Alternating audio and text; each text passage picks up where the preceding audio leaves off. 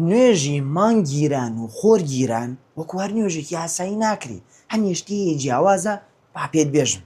بەس پێشەوە فۆڵۆت بیر نەچێ با لە بابەتەکانی تریش لەگەڵمان بی. پێش هەموو شتێ زۆربەی زانایان ئەم نوێژە بە سونەتێکی زۆر موئەکەد دەبین، حتا هەنێکیان بە واجبیان داناوە.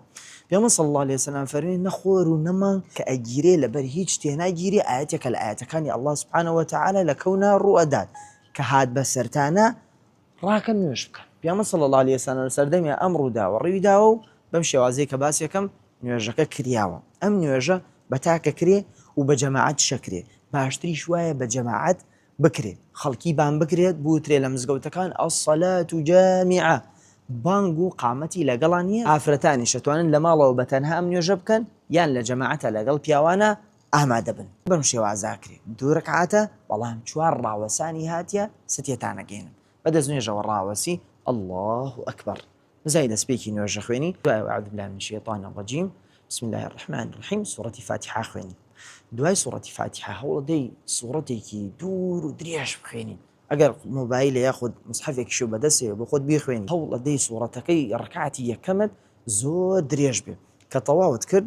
دوای ئەوە الله أكبر ڕۆیتە ڕکوع، ڕکوعێکی دوور و درێژەوەی سبحان ربي العظيم سبحان ربي العظيم بۆ خۆ زۆر دووباراکەیتەوە کە لە ڕکوع بەرز بیتۆ سمع الله لمن حمده ربنا ولك الحمد. دوای ئەوە دەسەگریتون.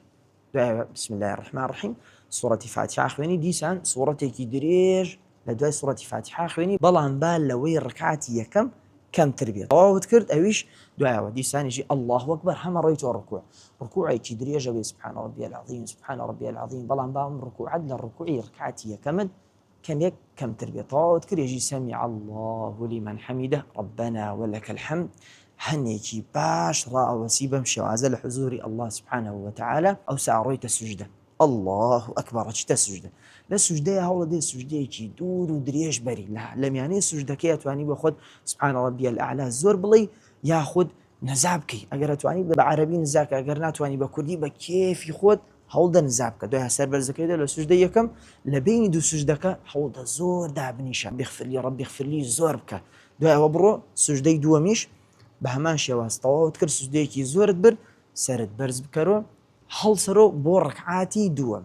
ڕەکعاتی دووەمیش وەکو چۆن ڕەکعاتی یەکەمت کرد بە هەمان شێواز ڕەکعاتی دووەم تەواو بکە، بەڵام با لەوەی ڕەکعاتی یەکەم کەمتر بێت. دوای ئەوە دانشی تحیاتە خوێنی، تحیاتە تەواو کرد. لە دوای تحیات هەوڵدەی نزایەکی زۆر بکەی، پاشان سەلام بەلای ڕاست و چەپ دەیتۆ. بەم شێوازە تۆ لە نوێژەکە بوویتە. لە بیرم نەچێ هەر کەسێک نەیتوانی بە درێژایی نوێژەکەەوە پاوە بێسێ